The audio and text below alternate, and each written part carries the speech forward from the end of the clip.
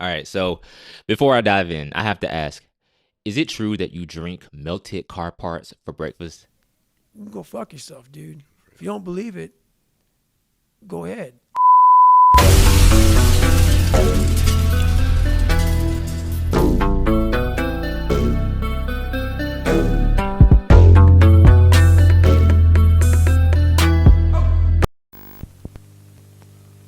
All right. So let's just kick this one off hot.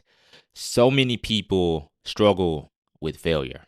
They get knocked down and they stay down. What's your approach to failure? So one big thing is a lot of people. It's hard to imagine, but you have to learn how to fail Mm, because I'm going to explain this to you. I had big dreams. A lot of us have big dreams, big goals. mm-hmm. And when you have goals that are maybe outside your reach, you have to know that getting to that goal, you're going to have a lot of bad days, a lot of setbacks. So like when I was losing 106 pounds in 3 months, the first 2 months or first 2 weeks, it's like I was gaining weight. You know, I would lose a pound, gain two. So I was just failing. I kept failing and kept failing and kept failing. So I had to teach myself how to fail right. And what that means is when I fail, I can't spend much time in that fail zone. I have to be able to get up and get after it the next day just as fast because my goals were to be a Navy SEAL. I don't have time to stay here and feel bad for myself for weeks and months and years because I'll lose that time. So the big thing is know that if you have big goals and big dreams, along the way, failure is going to happen. So how fast do you get up from that? And you got to teach yourself that. So it's not really about avoiding failure. It's about developing a relationship with it. How quickly you can process it and keep moving forward. Um, what's the biggest key then? I mean, you're right on the nail with that because sometimes we fail and we just get stuck. My favorite book is called Outwitting the Devil, and it says, within every failure is the seed of success. And the true difference between winners and losers is that winners take that seed and they plant it. But yeah, what's the biggest key in handling that failure from your perspective? The biggest key to success in anything you do is you got to have an unlimited supply of fucking fuck you. This drive and passion. And it may come from nothing. Like for me, there was no passion, no drive, no nothing. But I had this fire that I'm going to be somebody. And it has to be there because on all those bad days and all those days you don't want to do shit, you have to be your own motivator, your own coach, your own trainer, your own everything. So to do that, you have to come into work, and work is whatever your work may be, ready to go. And what that means is you may have failed miserably yesterday, but you come to work like people are like, man, you just lost everything. How the hell are you just fucking damn motivated? Because this is what it takes. This is what the fuck it takes. And you got to get it from wherever you can. Whether you make up this illusion of your life or this false reality that gets you motivated, whatever gets you motivated, it's got to be here at the tip of your brain at all times. Because in those dark moments, you got to pull it out. Mm-hmm. So that's the big thing for me, man. I was always fired up at all times. Mm-hmm.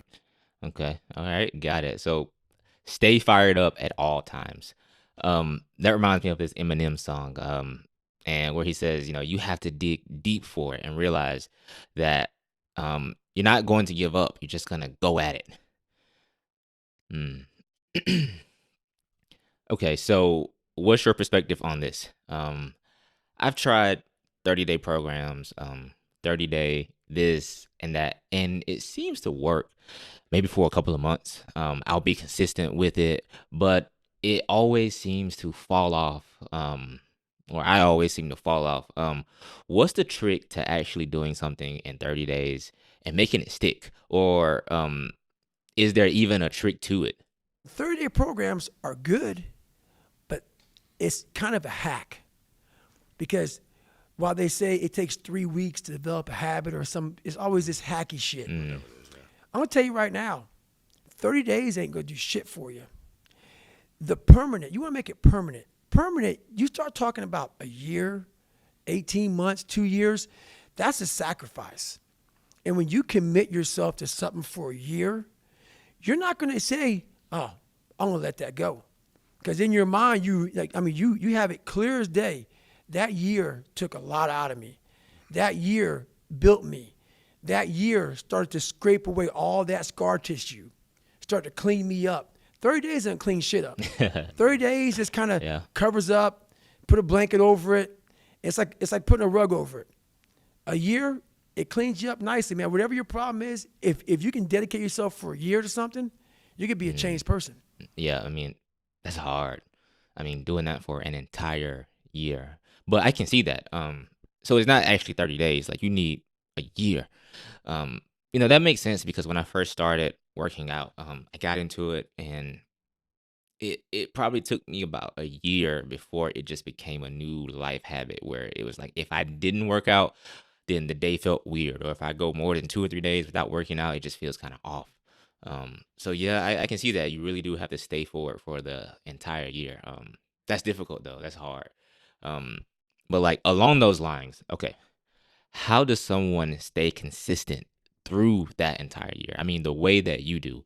How do I become David Goggins? You know how to do it. You know exactly how to be you or how to be me. You Mm, don't want to do it. So I can't make you do it. And nor do I have the time or energy to force you into that place that I know you have to be to do it. There's no luck in this game, man. There may be a little bit of luck, but the luck happens after you bust your ass and you put yourself in that lucky situation. Luck doesn't happen.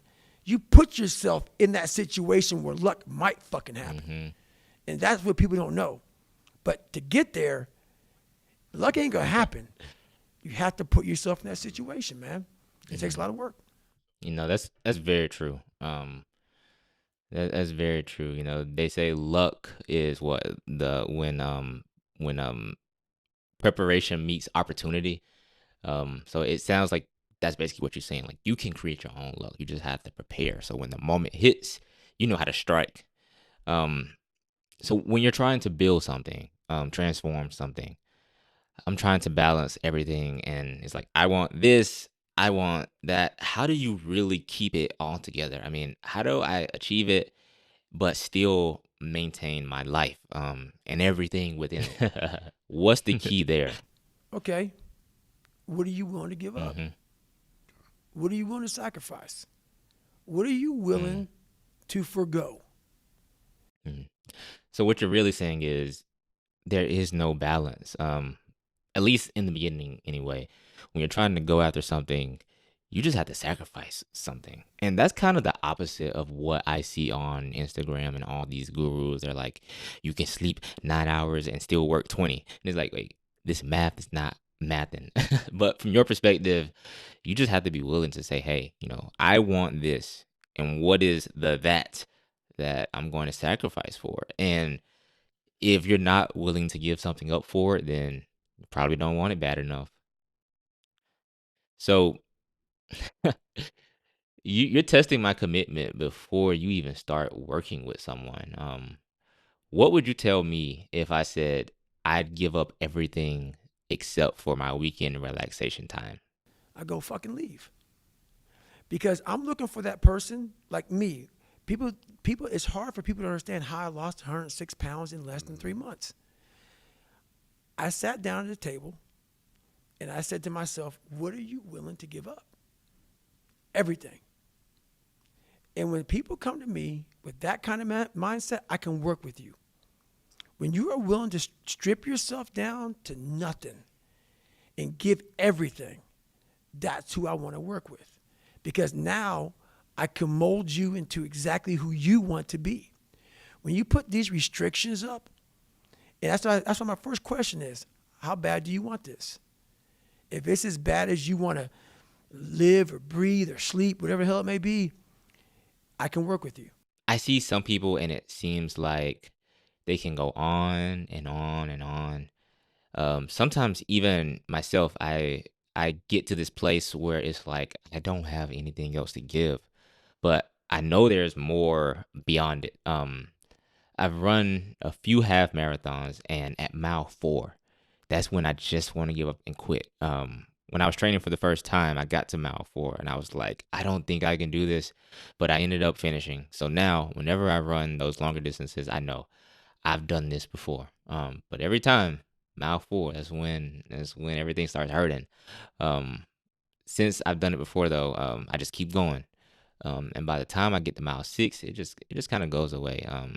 And I watched an Instagram reel, and you were like, most people think they're done, but when they think they're done, they're really only 40% there. Um, what was the key to finding that almost unlimited tank? That true potential. Like how did you find that? And along those lines, why is it that and how and how do you get over it?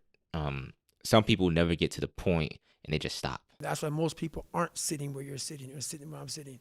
You never capped yourself. You might have. And if you did, you took it off. People cap themselves. They look at somebody, and because their mind can't imagine it, they then start talking shit. He has to be doing this, or he has to be doing that. There has to be some trick. There has to be some potion.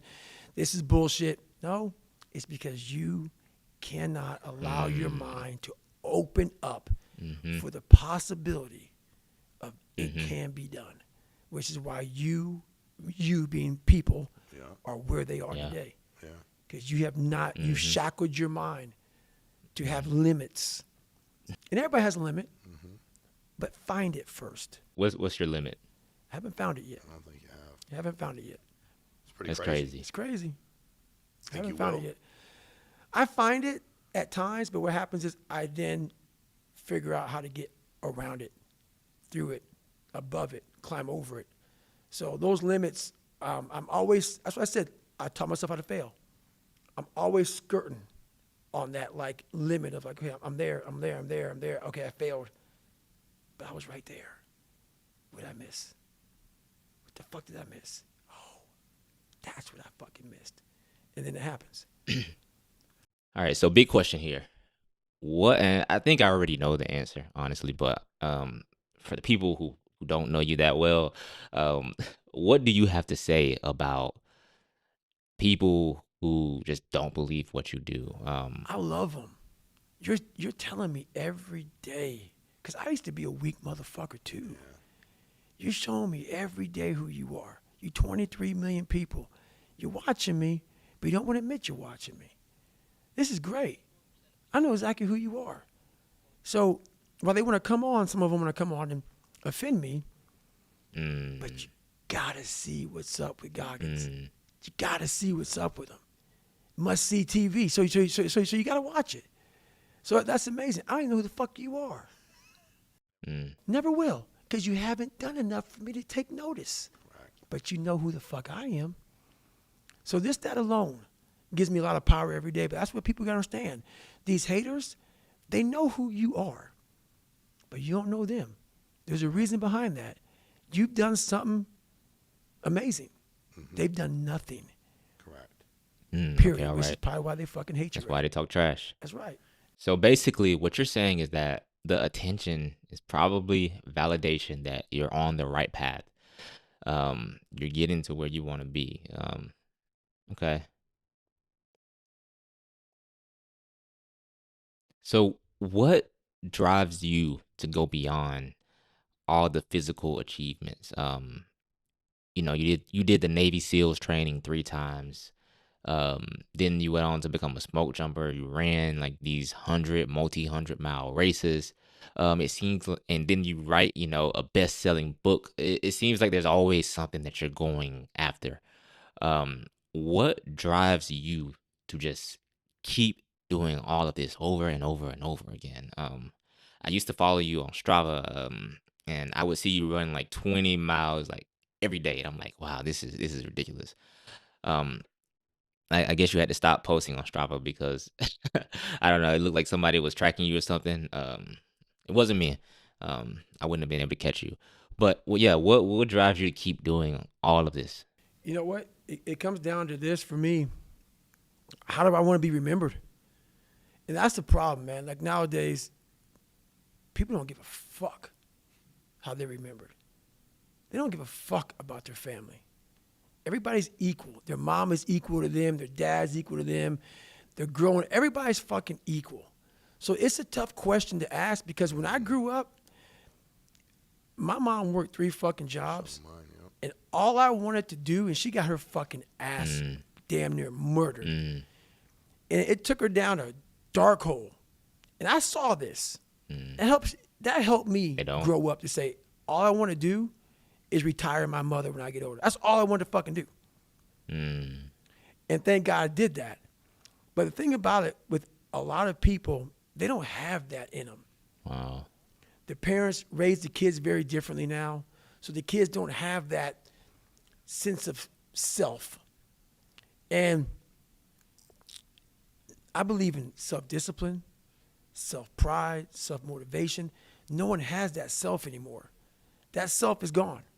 So that driving force that tells you, I have to do this shit, I took great pride in the fact that I was nobody. And what you just described put goosebumps on me because that's exactly what I took pride in. Was I'm going to make sure you're good and you're good. My mom would tell you right now, she's right there sitting. Yes, she is. She knows I don't buy myself shit. I take great pride in that. I don't want shit. Because how I'm wired to, hey, Mom, I'm going to get you this, this, this, and this. My girl, everybody's got everything. I don't even own a fucking car, and I'm a multi-millionaire. And I say that with pride. Yeah. Because what I was here to do as a man, and men may not even want to hear this. It sounds so barbaric. That's the pride in which you have as a man. Is that you see your mom, you see your girl, you see your kids, you see all this shit. You see them doing well. That's all a real man wants. They don't give a fuck about how they dress, how they look, what they're driving. They don't give a shit. Because why? Your trophies are your family, and they're all walking around. Every man that sees you, they see you walking in with some sweatpants and shit, but they know your family's fucking balling. That's right. Because you put the fucking time in, you put the effort in, you put the work in. And as a man, we don't want none of that shit. We just want fucking respect. Amen. And that's what men don't give a fuck about now. But the only thing I want is for my family to look at me and say, that's the man. Right there. And men don't fucking have that. They don't know what that feels like. So until you know what that feels like, you're never going to seek that feeling of when things are bad, my family looks to me. As they should. As they should. That's your job. That is my fucking job. And I earned that. It's not given because you wake up and you're a man. And it feels real Like good. they It should. feels amazing. When anything goes wrong in my family, if there's a flat tire, they don't call fucking AAA. They call David fucking Goggins. Mom's got a problem? David. My mom's sick? David. She don't call the fucking doctor. It's David. Anybody, they call David. And that's earned. And that's a good feeling. And I would challenge men to try that. Try that.